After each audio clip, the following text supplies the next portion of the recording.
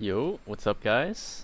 Just wanted to make a video going over my Carino 2 fully free to play 0 to hero.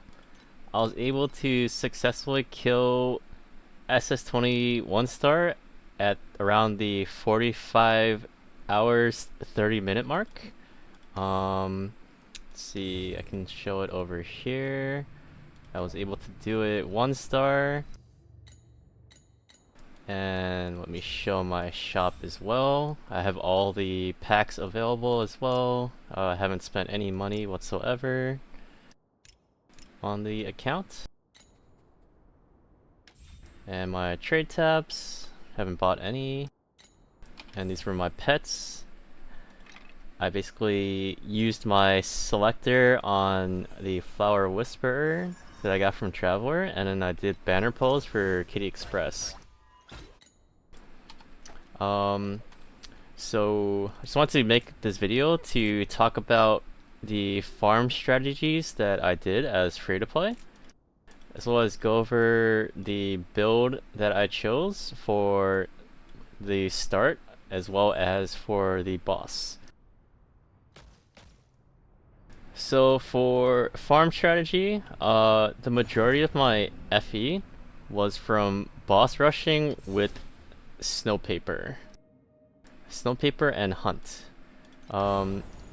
Basically the reason why Snowpaper is so good is that the compass, the purple one, pays for itself, and you have a 1.5% chance to get these magnificent support skills, and some of these are worth like up to 2000 FE, so it's a pretty nice jackpot that you can add to your boss rushing strategy.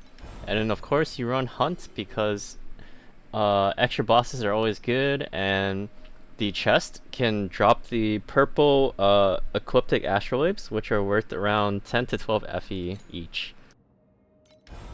And then for the commodity tree, I like to go for the Netherrealm Resonance since it's pretty solid, and the Star Shards because once you get to Profound, the Planewatcher bosses dropped the Traveler invitation, and they're currently going for like 25 FE or so, because Royal Cycle, which drops from Profound Traveler, is worth almost 20k FE unidentified at the moment. But basically like starting tier 7, time mark 7 onwards, I did Snowpaper Hunt, and once you get to tier 8, you can include modules, because the Thunder Waste Thirsty Mines boss can drop the huge Ember Automaton modules, and those can be potentially worth a ton of money depending on the rolls.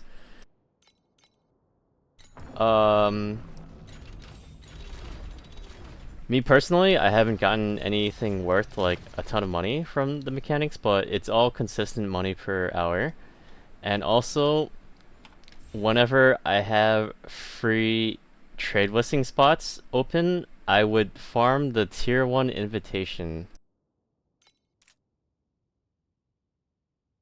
Basically Void Sea Cravings.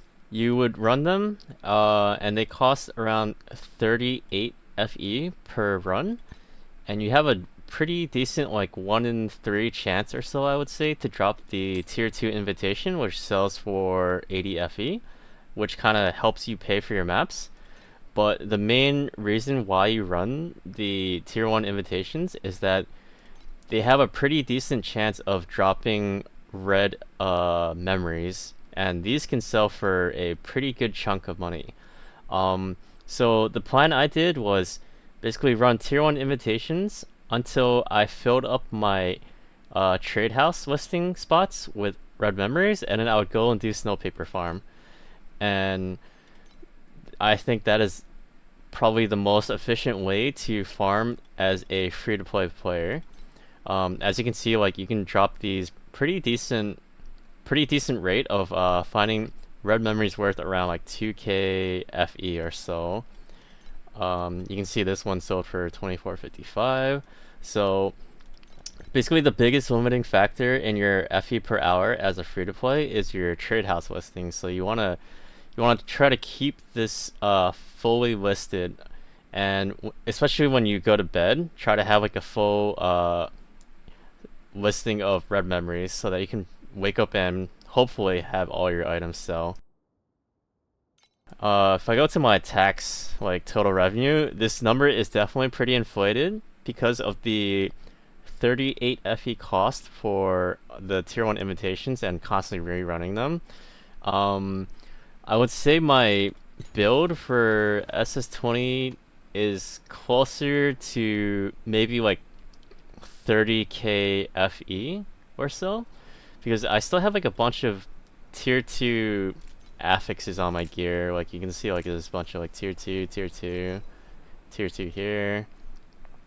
But stuff like the Heart of the Storm, this stuff was very cheap for like the corroded. Like it's 400 FE for a corroded max roll storm effect.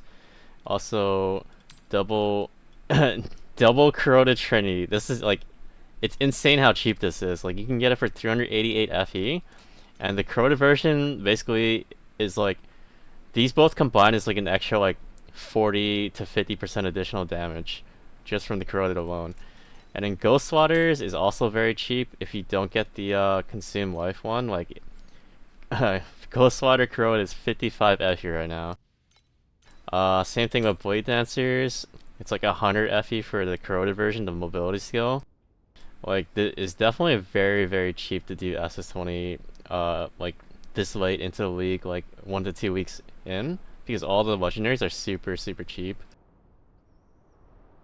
Also for like prisms, I bought this for like around 1,000 FE or so, but you definitely can get lower rolls. Like it doesn't really make that much of a difference. And then my unmatched valor prism, this thing was like maybe 100 FE. It's also very cheap. And then for my micro fates, like it's pretty standard, like resistance, dexterity, and then these longevity tree ones are like around 200 FE. Pale Fox is like 150 FE. And then this build, it can, I think it's pretty close to capping damage on the dummy. Like yeah, it's like around like 5T. It's like hovering 5T-ish.